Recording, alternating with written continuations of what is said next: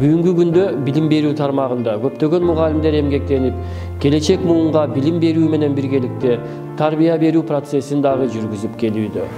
Окуучулар үчүн агартуучуларыбыз мугалим гана эмес, сыйлуу, урматтуу инсан катары кабылданып, жогорку статусту алып жүрүшөт. Ушул инсандардын арасында эжелерибиз менен биргеликте агайларыбыз дагы билим берүү ишинде өзгөчө орунда турары баарыбызга маалым. Тилекке каршы акыркы жылдары мектепте иштеген агайлардын саны азайып баратат.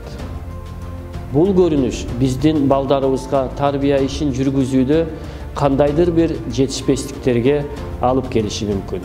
Мындан улам агайларды мектепке тартуу жана мектептер агайлардын үнүнө муктаж экенин билдирүү менен мугалимдик кесиптин улуулугун даңазалоо максатында мектептер агайлардын үнүнө муктаж акциясын баштадык. Акциянын жүрүшүндө азыркы тапта мектептерде эмгектенип жаткан агайларды коомчулук менен тааныштырып, сыйлуу кесиптин ээси экенин белгилемекчибиз.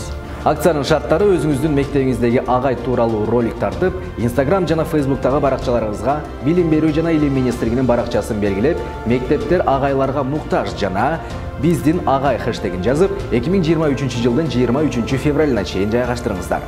Эң негизгиси сыйлык эмес, сыймык.